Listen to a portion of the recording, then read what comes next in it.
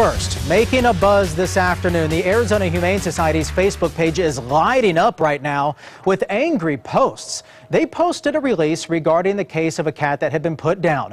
According to the Humane Society, Scruffy was brought to them after getting tangled in razor or barbed wire. They say she was seriously injured with muscles exposed and suffering. Her owner, Daniel Dockery, was unable to pay for treatment, and according to them, allowing another day to pass without treatment was inhumane. AHS isn't allowed by law to hold an animal until payment is made, so Dockery surrendered his cat. According to the Humane Society, 178 other animals were taken in that same day, many requiring urgent care. They treated all they could but had to euthanize Scruffy.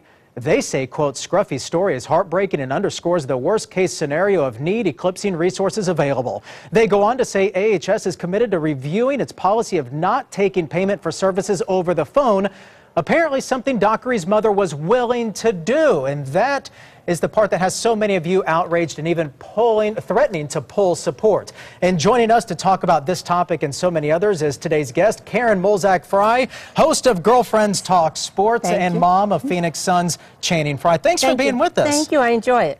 How are you today? You're excited about the upcoming season, right? I'm excited about the season. We lost the opener, but that's okay. You know, it's just getting our stride back into place. Okay, Karen, let's talk about this situation at the Humane Society. What's your take on this? It's a sad story, but pulling support is the reason why, you know, they're in the situation that they're in. I think that everyone in the Valley that is totally upset needs to make a donation to the Humane Society of $10, $50, so that they can have the resources to make sure that cats like Scruffy are not euthanized. But what about the fact that they're so overwhelmed? I think it was, I want to look at my notes, it was 178 other animals taken in that day alone. A, that's heartbreaking. Yes, it is. And B, that's extremely difficult for the Humane Society. So I'll play devil's advocate on this one with you. Yes. Well, the problem is, and you know, we hear about it a lot, is that a lot of families cannot afford now their pets. Right. The economy is really bad, and so they're giving them over to the Humane Society in hopes that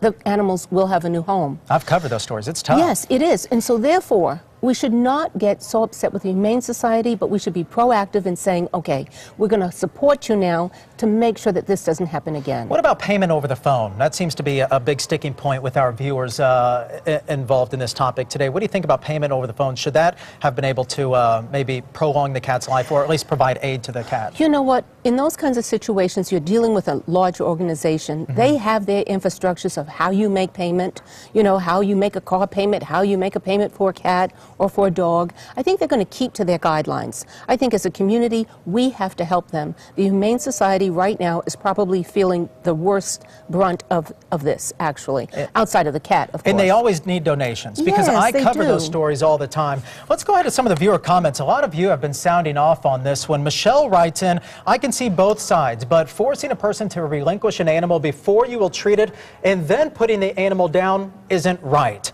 The next comment comes in from Karen, and Karen says, AHS needs to review their policies. To put down an animal just because payment wasn't made immediately seems cold to me.